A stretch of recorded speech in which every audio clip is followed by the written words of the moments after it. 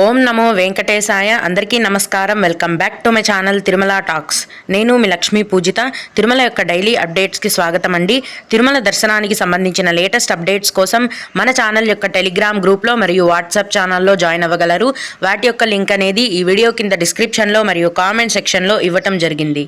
ఈరోజు ఈ వీడియోలో మనం ఈరోజు తిరుమల దర్శనం యొక్క పూర్తి వివరాల గురించి, అలాగే రథసప్తమి కోసం కొన్ని రకాలైన దర్శనాలను టీటీడీ వారు రద్దు చేయడం జరిగింది, వాటి యొక్క పూర్తి వివరాల గురించి మరియు భక్తులు అడిగే ముఖ్యమైన దర్శనానికి సంబంధించిన సందేహాలను, వాటి యొక్క సమాధానాలను గురించి కూడా తెలుసుకుందామండి. కనుక వీడియోని చివరి వరకు చూడండి. ముందుగా నిన్న అంటే జనవరి 27వ తేదీన తిరుమలలో స్వామివారిని మొత్తం 65,278 మంది భక్తులు దర్శనం చేసుకున్నారు. అందులో స్వామివారికి మొత్తం 22,077 మంది భక్తులైతే తలనీలాలను సమర్పించారు. నిన్నటి రోజున తిరుమలలోని శ్రీవారి హుండీ యొక్క ఆదాయం అనేది 3,70,00,000 రూపాయలు. ఈరోజు కూడా రోజులాగే ఎటువంటి దర్శనం టికెట్లు లేకుండా నేరుగా భక్తులనైతే ఫ్రీ దర్శనానికి అనుమతిస్తున్నారండి. ఈ విధంగా టికెట్స్ లేకుండా నేరుగా వెళ్లే ఫ్రీ దర్శనానికి దాదాపుగా 8 నుంచి 10 గంటల సమయం అనేది పడుతోందండి. అలాగే తిరుపతిలో ఇచ్చే సర్వ దర్శనం టికెట్లను తీసుకొని దర్శనానికి వెళ్లే భక్తులకు దర్శనానికి 4 గంటల సమయం పడుతోంది. 300 రూపాయల దర్శనం వారికి మరియు 500 రూపాయల దర్శనం వారికి దర్శనానికి 3 గంటల్లోపే దర్శనం అనేది పూర్తయిపోతుంది. ఈరోజు కూడా సూపదం ఇన్ఫాంట్ దర్శనం ఉంది. అలాగే విఐపి బ్రేక్ దర్శనం కూడా కొనసాగుతోందండి. సూపదం ఇన్ఫాంట్ దర్శనానికి 1 గంట సమయం, విఐపి బ్రేక్ దర్శనానికి కూడా గంటలోపే దర్శనం అనేది పూర్తయిపోతుంది. మొత్తం మీద ఈరోజు తిరుమల కొండపైన భక్తుల యొక్క రద్దీ అనేది సాధారణంగా కొనసాగుతోంది. మరి ఎక్కువగాను లేదు, తక్కువగాను లేదు, మధ్యమంగా సాధారణంగా భక్తుల యొక్క రద్దీ అనేది కొనసాగుతోంది. ఇప్పుడు టీటీడీ వారి నుంచి వచ్చిన ముఖ్యమైన సమాచారం ఏంటంటే 2025 ఫిబ్రవరి 4వ తేదీన రథసప్తమి ఉందండి. ఈ రథసప్తమి రోజున ఉదయం నుండి సాయంత్రం వరకు 7 రకాల వాహనాలపై శ్రీ మలయప్ప స్వామివారు తిరుమాడ వీధులలో ఊరేగుతారు. ఆ రోజు దర్శనానికి కాకపోయినా ఈ వాహన సేవలను చూడటానికి ఎక్కువ సంఖ్యలో భక్తులు అనేవారు రావడం జరుగుతుంది.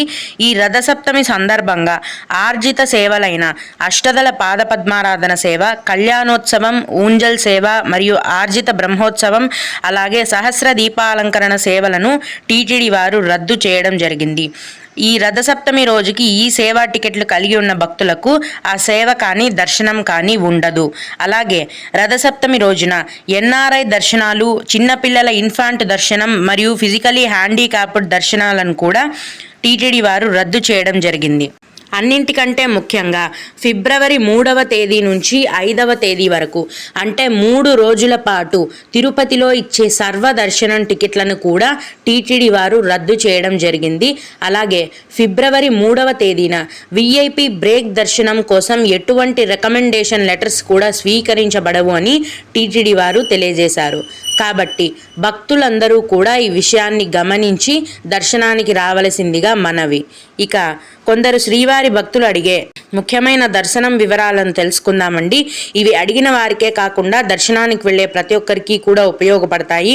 ఒక భక్తుడు ఎస్ఎస్డి టోకెన్స్ అలిపిరి మెట్టు మధ్యలో ఇస్తారా లేదా భూదేవి కాంప్లెక్స్లో తీసుకోవాలా అని అడిగారు. అలిపిరి మెట్ల మార్గం మధ్యలో ఎటువంటి దర్శనం టికెట్లు ఇవ్వటం లేదండి. కిందనే తిరుపతిలోని అలిపిరి భూదేవి కాంప్లెక్స్లో అర్ధరాత్రి 1 లేదా 2 గంటల నుంచి ఉచిత సర్వదర్శనం టికెట్లను టీటీడీ వారు కేటాయిస్తారు. అయితే మీరు ముందు రోజు రాత్రి నుంచి క్యూ లైన్లో ఉండే దర్శనం టికెట్లు తీసుకోవాల్సి ఉంటుంది.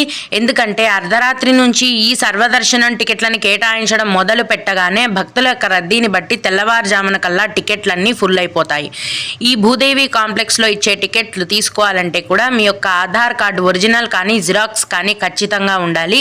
ఈ విధంగా భూదేవి కాంప్లెక్స్లో ఇచ్చే దర్శనం టికెట్లను తీసుకొని మీరు నడిచి వెళ్ళి స్వామివారిని దర్శనం చేసుకోవచ్చు.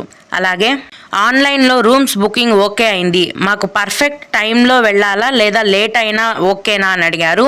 దర్శనం టికెట్లు అయితే గనక 1 గంట అటు ఇటు లేట్ అయినా పంపిస్తారండి. కానీ ఆన్లైన్లో రూమ్స్ బుక్ చేసుకుంటే మాత్రం బుకింగ్ టైం ఎప్పుడు చేసుకున్నారో పర్ఫెక్ట్గా ఆ టైంకే వెళ్ళాలి. ఆ టైం ముందు వెళ్ళినా అది స్కాన్ అవ్వదు, లేకపోతే ఆ టైం దాటిపోయాక వెళ్తే ఆ రూమ్ బుకింగ్ అనేది ఎక్స్పైర్ అవుతుందండి. మళ్ళీ మీరు కొత్తగా తిరుమల కొండపైన సిఆర్ఓ ఆఫీస్లో క్యూ లైన్లో నిలబడి రూమ్స్ అనేవి తీసుకోవాల్సి ఉంటుంది.